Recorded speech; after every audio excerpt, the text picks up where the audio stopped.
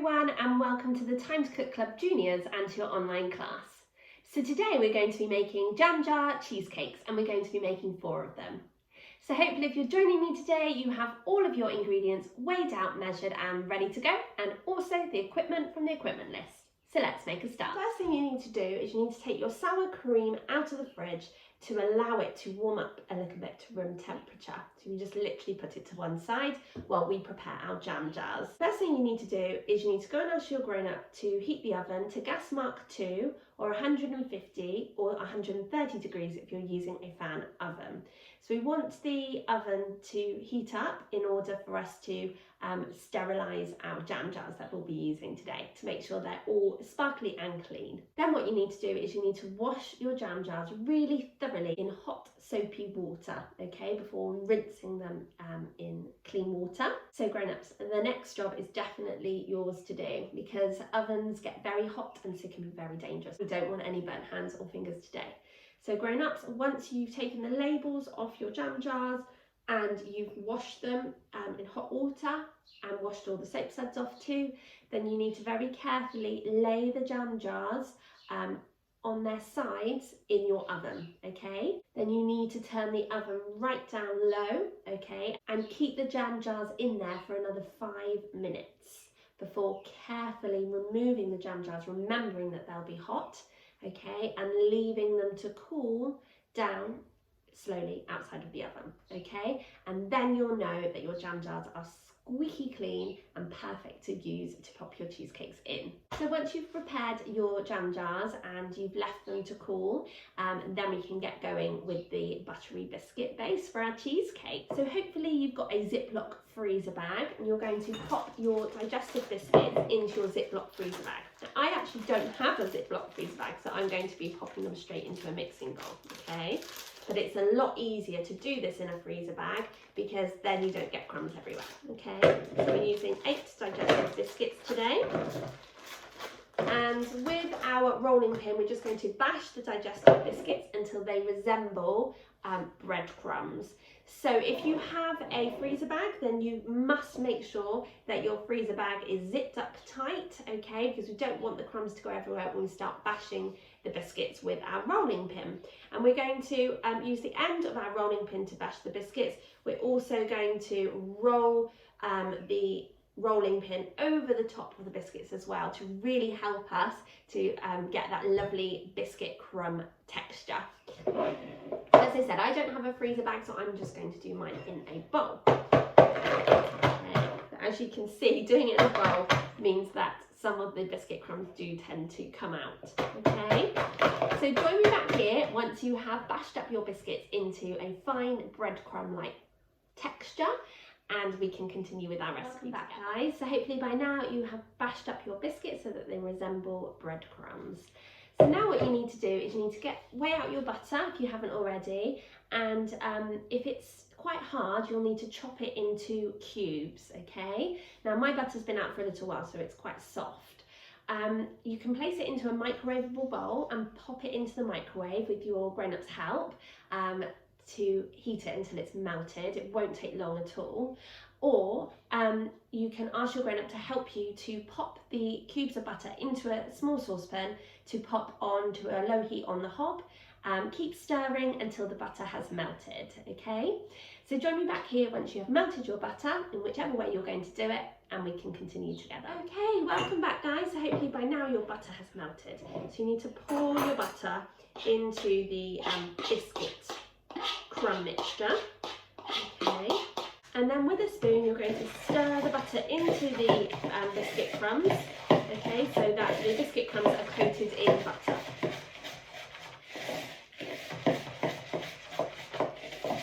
Once you've stirred the butter into the biscuit crumb mixture, you're going to pop 2 spoons, approximately 2 spoons of biscuit mixture into each jam jar.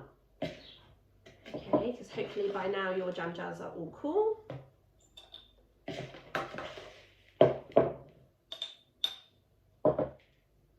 And if there's any left, then you can just share it out amongst the jam jars.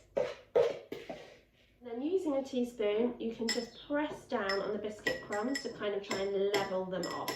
So you've got kind of a flat base to work on, okay?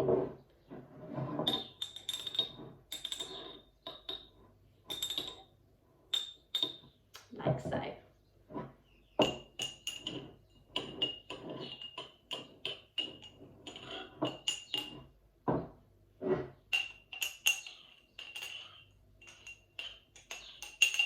So now you can pop those to one side while we prepare our cheesecake filling. Into a clean mixing bowl, you'll need to pop your 300 millilitres of double cream. And using an electric whisk, you're going to whisk the cream up until you achieve stiff peaks. If you don't have an electric whisk, don't worry, you can use a hand whisk. It'll just take you a little while to do so and you'll need a lot of elbow grease. Welcome back, guys. So hopefully by now you have whisked your cream to stiff peaks. So in a clean mixing bowl, God, we're going to have to do lots of washing up after this recipe. You need to pop in your tub of Philadelphia. So this is the 180 gram tub.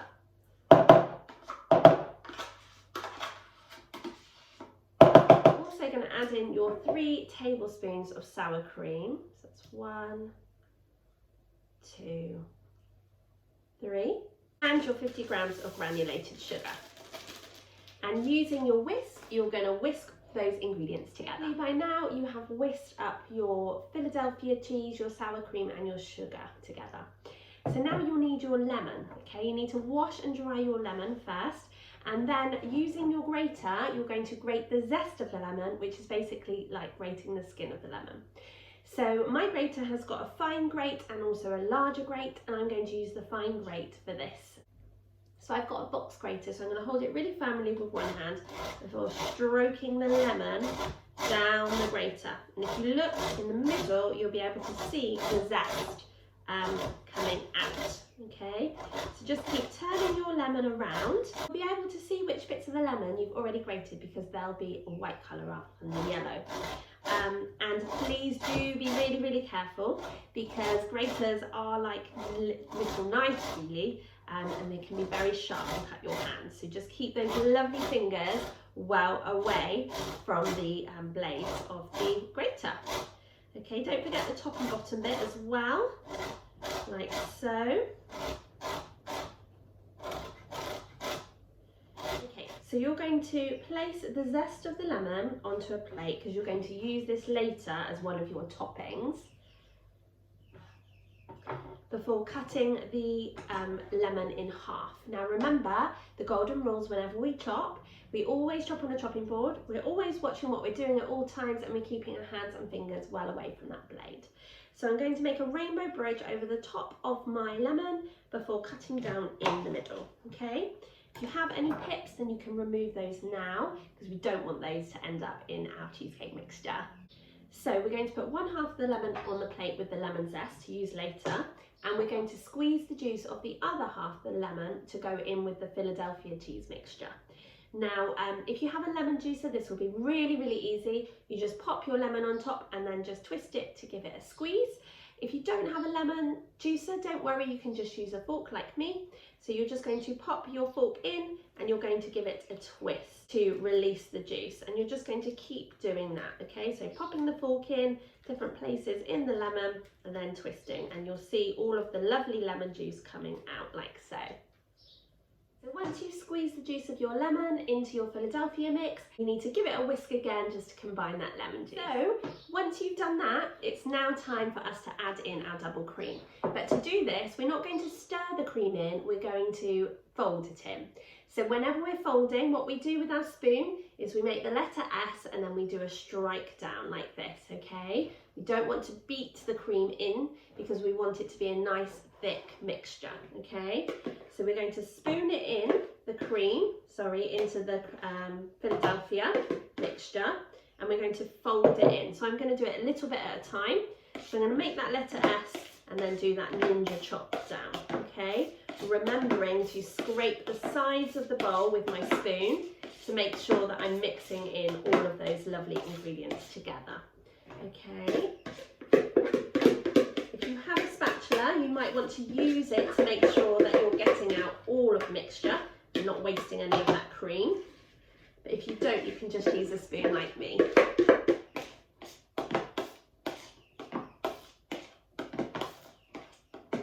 Great work, guys. So hopefully by now you have folded in all of that double cream and you've got a lovely thick creamy cheesecake filling.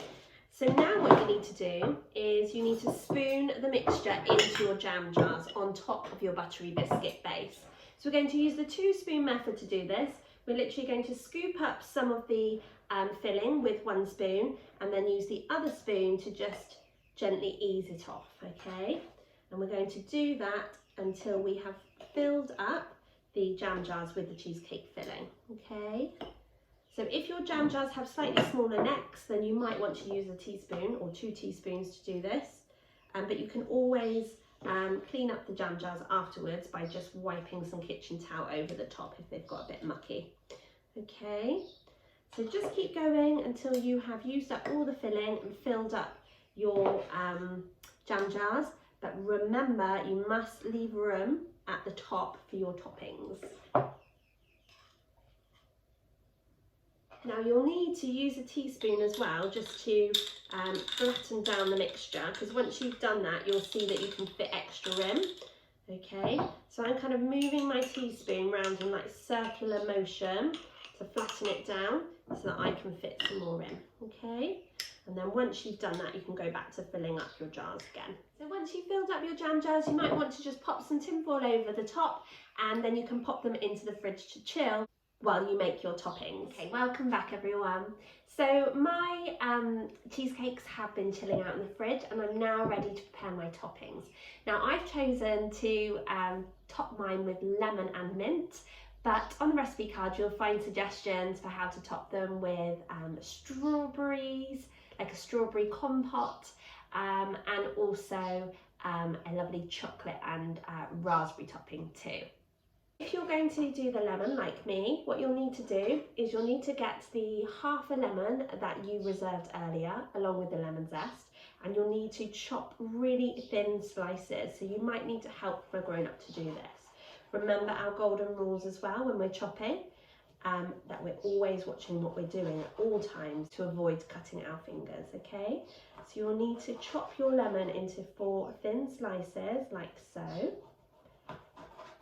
Okay, and then you can chop the lemon slices in half, okay, or if any are a little bit kind of damaged, then you can chop them in half, okay, because we just need 4 halves of a lemon, like so. And you'll need to get your lemon curd, and you can pop a spoonful of lemon curd on top of your cheesecake, okay, and you can use your spoon to just press down on it, okay, like so.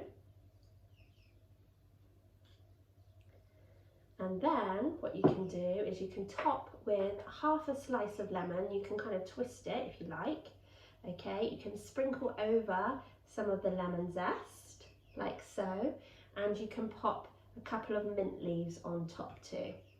Okay, they look absolutely delicious and so tasty. Okay, so you're just going to do exactly the same with the rest of the cheesecakes.